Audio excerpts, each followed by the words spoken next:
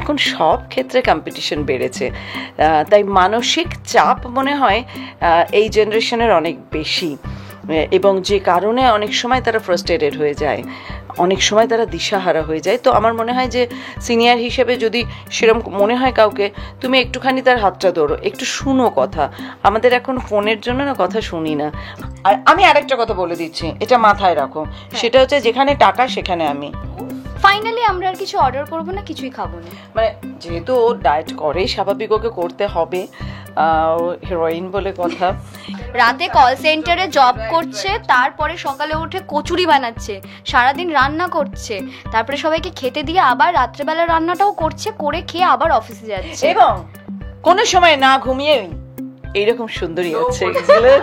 আমি চাই বাইরে গিয়ে রেস্ট নিক, যে স্কিনের যত্ন নিক, একটুখানি প্রেম করুক, একটু ঘুরে বেড়াক। এই তো বয়স, এই তো বয়স, এই বয়স তো আর ফিরবে না।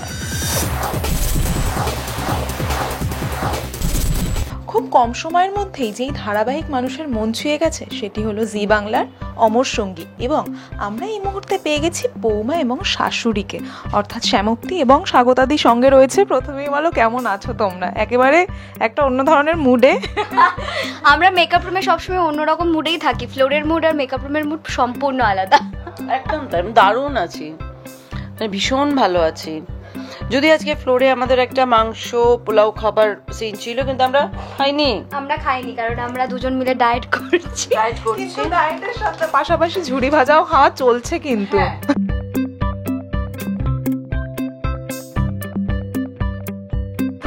না, এটা সবাইকে জানাই। বলো তুমি, বলো তুমি। না না না, আমাদের মেকআপ রুমে আমি, স্বাগতাদি, সোহিনীদি, আমাদের খাওয়া দাওয়া চলতেই থাকে মোটামুটি।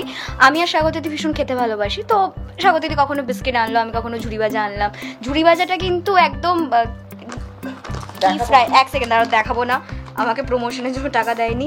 এটা হচ্ছে নট ফ্রাইড, এটা বেকড, বেকড, আর হচ্ছে তোমার পাম অয়েল নেই, ট্রান্স ফ্যাট নেই, তো যতটুকু মেনটেন করে রাখা যায় সেটা আমার জন্য নিয়ে এসেছে। হ্যাঁ, মানে বিকজ আমি খারাপ জিনিসটা কেন খাওয়াবো, আমি তো খারাপ চাই না। তারপর আবার আমি জিজ্ঞেস করছি, বলো তো এটার দাম কত? মানে কি অপমান করলো আমাকে। মানে খুব খারাপ এক্সাম্পল দিয়ে, এক্সাম্পলটা ভীষণ খারাপ দেয়। তো মানে ও আসলে বোঝাতে চেয়েছে যে দেখো এটা দাম বেশি নিচ্ছে, সেই অনুযায়ী ও কিন্তু প্রোভাইড করছে এই জিনিসগুলো। তো আমি যে এর মুখে দিয়েছি, বলছে বলো তো এটার দাম কত, আমার মনে হচ্ছে মুখ থেকে বের করে দিই। কিন্তু বেশ কিছুদিন হয়ে গেল তো আমাদের ধারাবাহিকের, তো আমি ওকে চিনে গেছি যে ও কি বলতে চেয়েছে। সো নো প্রবলেম, পুরো প্যাকেটটা আমি একাই খাবো হয়তো। তোমার জন্যই আনা হয়েছে। আমরা দেখেই বুঝতে পারলাম যে কতটা হ্যাপেনিং ধারাবাহিক, এবং ধারাবাহিকে অফ স্ক্রিনও কিন্তু সেরকমই হ্যাপেনিং চলতে থাকে মেকআপ রুমে, কি তাই তো? হ্যাঁ, মানে আমার মনে হয় আমার শাশুড়ি মায়ের অন স্ক্রিন হচ্ছে মুখ চলে, মানে কথা চলে, আর অফ স্ক্রিনও মুখ চলে, সেখানে শুধু খাবার থাকে কথার পরিবর্তে। আমরা সত্যিই খুব মজা করি অ্যাকচুয়ালি। মেকআপ রুমে যে বিষয়টা, আমরা পরস্পরের কারো শরীর খারাপ হলে আমরা পাশে থাকি, বা আমার ইচ্ছে হচ্ছে গান করতে, সেটা ওরা শোনে, আমি নতুন কিছু লিখলে সেটা ওরা মানে না শুনতে চাইলেও আমি কবিতা শোনাই, কখনো কখনো মোটিভেশনাল স্পিকার হয়ে যায়, সেটা শুনি। একটা চর্চার মধ্যে থাকি সারাক্ষণ, কিছু না কিছু, নয় খাওয়া দাওয়া, নয় হচ্ছে কোনো রান্নার রেসিপি, নয় কোনো কবিতা পড়ে শোনাচ্ছে। সকালবেলা হয়তো মুডটা খুব অফ, কোনো একটা কারণে আমাদের হতেই পারে, প্রত্যেকটা দিন তো আমাদের সমানভাবে যায় না, তখন স্বাগতাদি একটা কবিতা পড়ে শোনালো, হঠাৎ করে মোটিভেটেড হয়ে গেলাম। মানে এগুলো চলতে থাকে। আর এই যে খাবার ব্যাপারটা, এটা কিন্তু আমাদের আলোচনাতে থাকে, মানে আমরা খাই না, আমরা প্রচুর জিনিস আলোচনা করি। মানে আজকে বিকেলে কি কি খেতে পারি প্রচুর আলোচনা করি, প্রচুর লিস্ট হবে, তারপর ফাইনালি আমরা আর কিছু অর্ডার করবো না, কিছুই খাবো না। মানে যেহেতু ও ডায়েট করে, স্বাভাবিক ওকে করতে হবে, হিরোইন বলে কথা। কিন্তু আমিও যথেষ্ট মেনটেন করি। হ্যাঁ হ্যাঁ, একদম তাই। মানে দুমদাম হাবিজাবি রোল খেয়ে ফেললাম, আমি ফুচকা খেয়ে ফেললাম, এটা কারণ শুধু তো রোগা হওয়ার জন্য এখন মানুষ ডায়েট করে না, সুস্থ থাকাটা ইজ ভেরি ইম্পর্টেন্ট। সুস্থ না থাকলে তো আমরা কাজও ঠিক করে করতে পারবো না, আর অসুস্থ শরীর নিয়ে কাজ করতে একদম ভালো লাগে না। একদম। আর আমরা যে কারণে টার্গেট করেছি যে নেক্সট একটা দিন ঠিক করব যেদিন আমরা বিরিয়ানি খাবো বা বাসন্তী পোলাও মাংস খাবো, কিন্তু হ্যাঁ মানে এটা না আমরা ভীষণ প্ল্যান করে নিই আর কি, পরের সপ্তাহে খাবো, তাহলে এক সপ্তাহ একটু প্রপার ভাবে মেনটেন করবো যাতে শরীর না খারাপ হয়। আর লাঞ্চ ব্রেকের পরেই তো আমাদের ফ্লোরে ডেকে নেয়, এত খাওয়া দাওয়া করে তারপরে যদি ফ্লোরে চলে যাই শুটিং করতে, খুবই শরীরটা খারাপ হয়ে যাবে। বিকেলবেলা আমাদের ফিশ ফ্রাই, মাছের কচুরি, কত আলোচনা কত হয়। কিছু আলোচনা হয়। আর আমাদের স্টুডিওটা যেহেতু একটু ভেতরে, তো এখানে মানে হট করে আর কি অনলাইনে খাবার অর্ডার করলে একটু আসতে সময় লাগে, সেই ভয় তো আমরা আর করি না। বাবা 1 ঘন্টা লাগবে, 1.5 ঘন্টা লাগবে, সেই ভয় তো করি না। আর প্লাস এমনি করি মানে 1.5 ঘন্টায় ওটা আসবে আর আমরা গিয়ে খেয়ে আসতে পারবো 1.5 ঘন্টায়। একদমই তাই। ঠান্ডা হয়ে যাবে একটা ফিশ ফ্রাই অর্ডার করলে। এই যে ধারাবাহিক এত আমি যেটাই বললাম যে এত হ্যাপেনিং, তো কি চলছে এই মুহূর্তে সিনে যদি বলো শাশুড়ি বৌমার সঙ্গে? আবার শাশুড়ি বৌমা, শুভাই তো আমাদের গল্পের হিরো হিরোইন সব কিছু। না মানে স্বাগতদি এত সুন্দর করে পুরো বিষয়টাকে করে, যেভাবে তুমি প্লে করো, মানে এটাই তো সারাক্ষণ একদম জমিয়ে আছি আমরা প্রত্যেকে। একদম, মানে আমি ফ্লোরেতেও সবসময় হই হই করি, মজা করি। আমার কাজ হচ্ছে অ্যাকচুয়ালি এই সিরিয়ালটাতে আমাকে যে কারণে নেওয়া হয়েছে আমি বলি, সেটা হচ্ছে যে এই ঘরটাতে এসে আমি প্রথমে একটা কর্পূর জ্বালাই, এই যে চাদর পর্দা এগুলো সব আমি নিয়ে এসেছি, এগুলো ঝেঁটিয়ে পরিষ্কার করি, এখানে একটা সেলফ আছে সেটাকে গোছাই। এর অভিনয়টা ফাঁকে ফাঁকে করে। ফাঁকে ফাঁকে আমি আজকে বলছিলাম মা একটুখানি টাকা বাড়ান মা, এই টাকাতে এত কাজ আর পোষাচ্ছে না। তো আবার খাবার অনেক সময় গরমে বসিয়ে দেওয়া, তারপরে মায়ের ডাব এলো কিনা, আমি ডাব খাবো সেটা আবার উনিও দেখেন। হিরোইন, এই যে আমি হিরোইন এই ব্যাপারটা যে আমি ফিল করতে পারি না, তোমার তো দায়িত্ব যে ফিল করানো, সেই জন্য আমি রেখে দিয়েছি লোক, অলওয়েজ আমাকে টেক কেয়ার করার জন্য লোক রেখে আমি এগুলোই করি এখানে এসে। বা আমি হয়তো গতকাল আমার তাড়াতাড়ি প্যাক আপ হয়ে গেল, আমি যাচ্ছি, বলে যাচ্ছ যখন যাও ঠিক আছে, একটুখানি অন্তত কর্পূরটা জেলে দিয়ে যাও, একটুখানি চলে গেলে কর্পূরের গন্ধটাও নিয়ে চলে যায়, তাই বলেছি কর্পূরদানিটা তাহলে রেখে দিয়ে যাও। ঘরে একটা মানে কি হয়, আমাদের মেকআপ রুম থেকে তো দিনের শুরুটা হয়, শেষটাও এখানে এসেই হয়, তো মেকআপ রুমের ওই সারাক্ষণ একটা যদি কর্পূরের স্মেল থাকে খুব বেশি পজিটিভিটি ছড়ায়, আমাদের খুব রিফ্রেশিং লাগে সারাক্ষণ। আমি ভয় ভয়ে আছি, এবার না কোন দিন বলে যে খাবারটা পড়েছে মুছে নাও, টয়লেটে জল আছে কেন ক্লিন করে দাও, কিন্তু এসব মেনেও যা ওসিডি আছে, এমনি টয়লেট যদি কোনোদিন সত্যি নোংরা হয়ে থাকে নিজেই দেখবে হয়তো মুছতে শুরু করে দিয়েছে।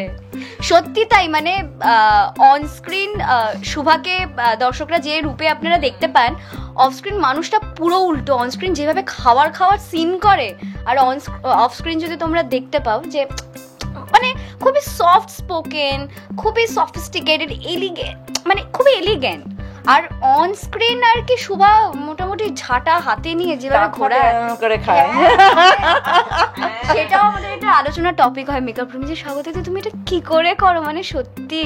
কিন্তু আমরা খুব হ্যাপি আছি। আর গল্পে যেটা আসছে, এবার গল্প নিয়ে একটু কথা বলি। আমাদের গল্পে এই মুহূর্তে চলছে যে শাশুড়ি মা বৌমা এবং ছেলের এই সম্পর্কটা ভালোভাবে দেখতে পাচ্ছে না, মানে ছেলে একটু নিজের আঁচলে থাকুক।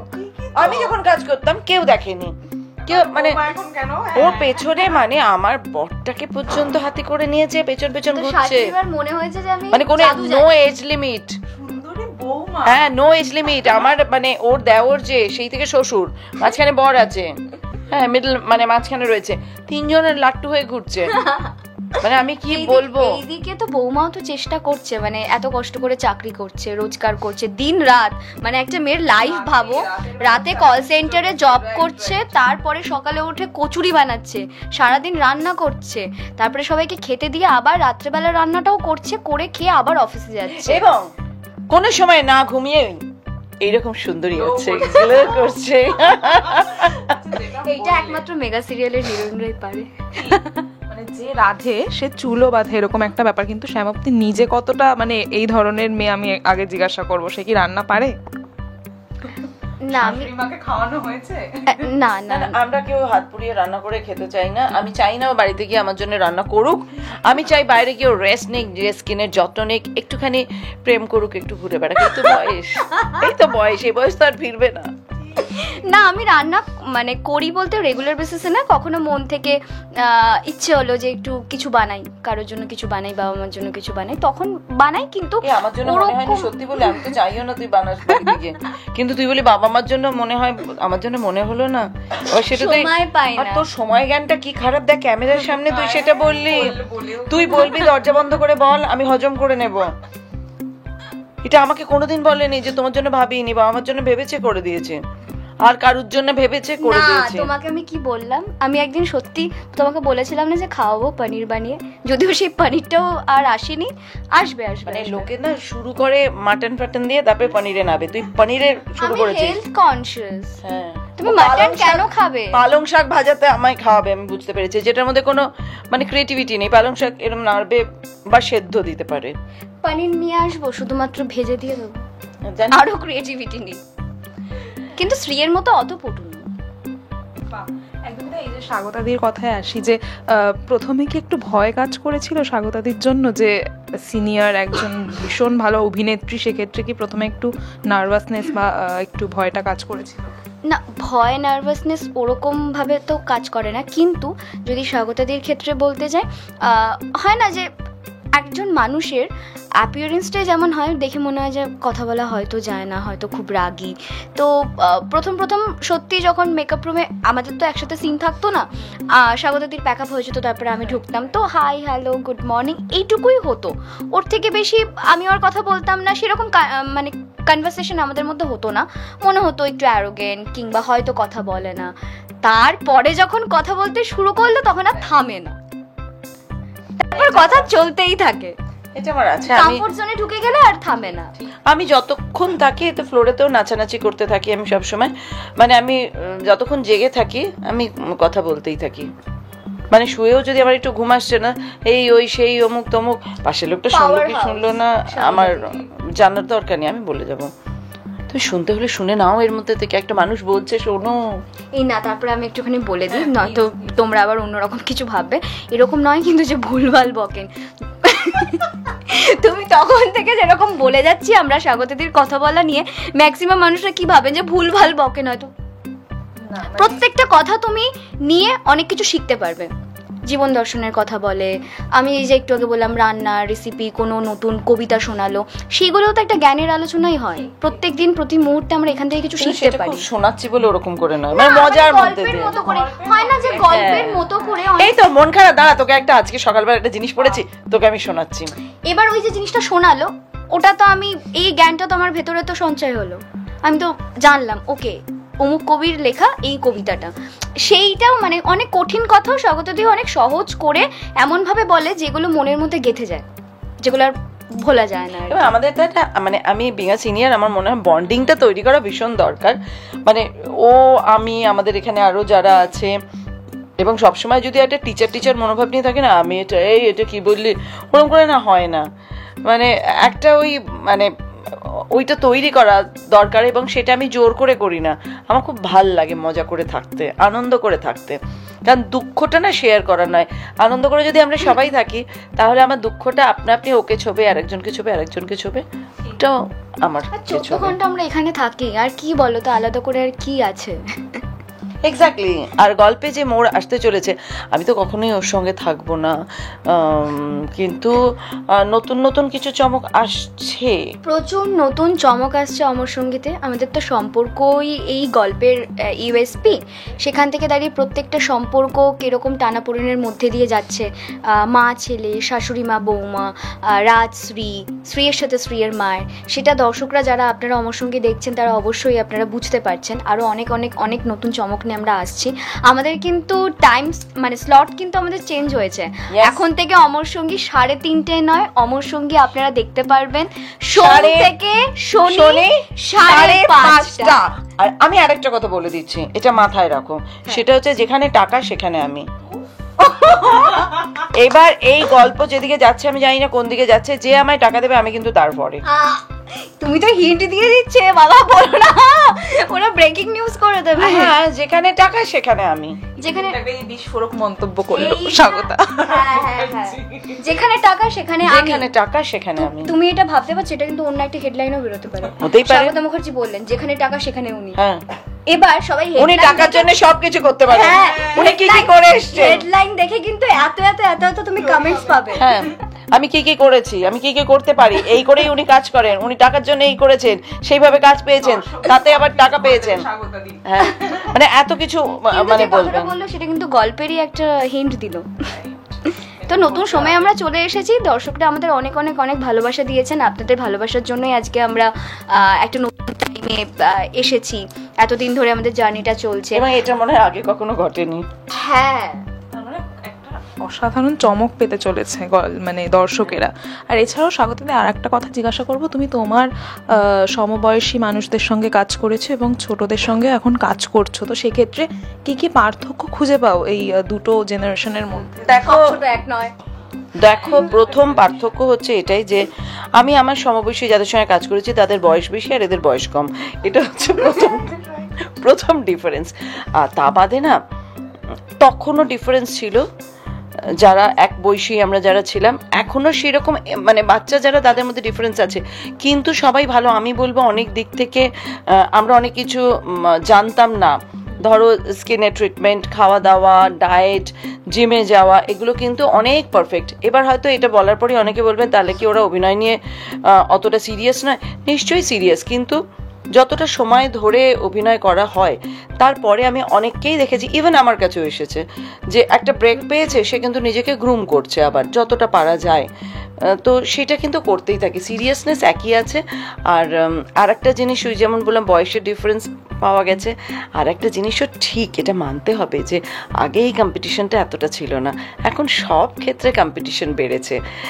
তাই মানসিক চাপ মনে হয় এই জেনারেশনের অনেক বেশি, এবং যে কারণে অনেক সময় তারা ফ্রাস্ট্রেটেড হয়ে যায়, অনেক সময় তারা দিশাহারা হয়ে যায়। তো আমার মনে হয় যে সিনিয়র হিসেবে যদি সেরকম মনে হয় কাউকে, তুমি একটুখানি তার হাতটা ধরো, একটু শুনো কথা। আমাদের এখন ফোনের জন্য না কথা শুনি না, মানে এই জেনারেশনেরও অনেক কথা বলার আছে, একটু শুনি না, শুনতে একটু সময় লাগে, ফোনটা না দেখে একটু কথা শুনি না। তো আমার দোষ না দিয়ে না, আমাদের যেমন মা ঠাকুমারা শিখিয়েছেন বা তার আগের জেনারেশনকে শিখিয়েছেন, আমার থেকে সিনিয়ররা শিখিয়েছেন, সিনিয়রদেরও একটা ভূমিকা থাকা উচিত, শুধু সমালোচনা না করে, তাহলে বিষয়টা অনেক ইজি হয়ে যায়। সুন্দর কথা। হ্যাঁ, কি সুন্দর সহজ বাক্যে তোমাকে বুঝিয়ে দিল। এইভাবেই সুন্দরভাবে চলতে থাকুক অমর সঙ্গী। এবং দর্শকদেরকে কি বলবে যারা এতটা ভালোবাসা দিচ্ছে? দর্শকদের বলবো, এখন তো মানে আগে দেখেছেন বলেই আমরা এই এতদিন ধরে শোটা করছি, আরো বেটার জায়গায় এসেছি। এইবার না দেখলে মিস মিস মিস দেখতেই হবে। এবং আবারও বললাম, যেখানে টাকা সেখানে আমি। এবার তুমি কি বলবে বলো? দর্শকদের আর কিচ্ছু বলার নেই, এভাবেই ভালোবাসতে থাকুন। আমাদের আরো অনেক অনেক অনেকটা রাস্তা আমাদের বাকি আছে পেরোনোর। আর দেখতে থাকুন অমর সঙ্গী, প্রতিদিন বিকেল 5:30টায়। টলিউড ফোকাস কলকাতা চ্যানেলটি আপনাদের ভালো লেগে থাকলে লাইক করুন, সাবস্ক্রাইব করুন এবং আপনাদের পছন্দের ভিডিওটি অবশ্যই শেয়ার করুন। Tollywood focus Kolkata.